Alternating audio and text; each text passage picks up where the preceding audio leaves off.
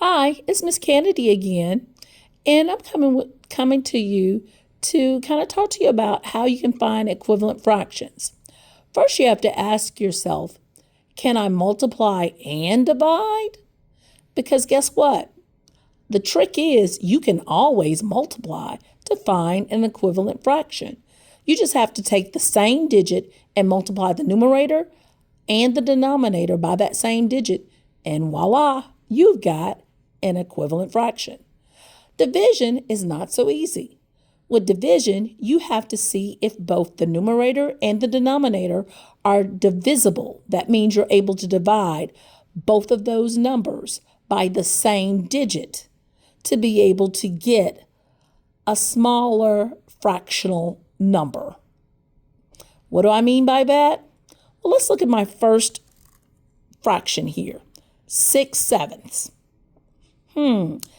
I know 6 does have some factors other than 1 and 6. You've got 1 and 6, and you've got 2 and 3. But 7 is a prime number.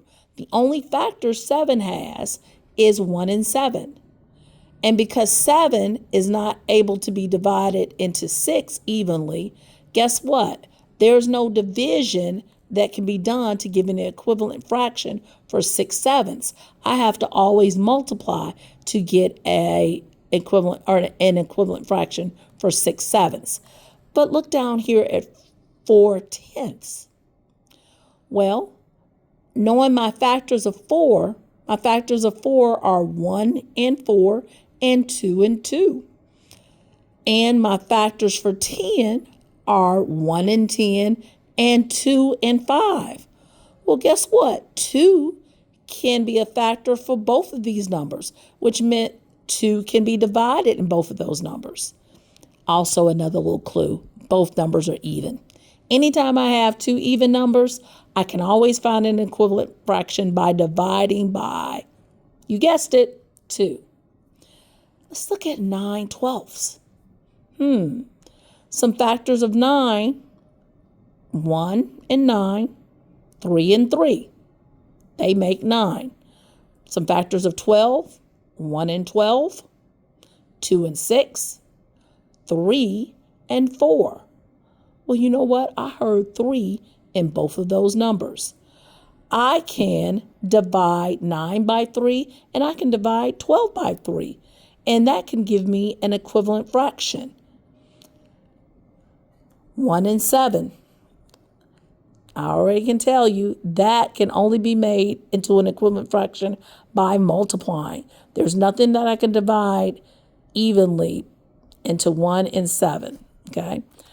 Usually, or when you have a 1 as your numerator, you've already gotten your smallest fractional number. So you're going to always have to multiply to get an equivalent fraction if your numerator is 1. All right, 7/8. Again, that's that pesky 7. You know what? I know that I'm going to have to multiply because 7 is a prime number, and there are no other factors other than 1 and 7, and 8 can't be divided by 7, so I'm going to have to multiply to get an equivalent fraction. But look at 5 and 10. What could I can divide.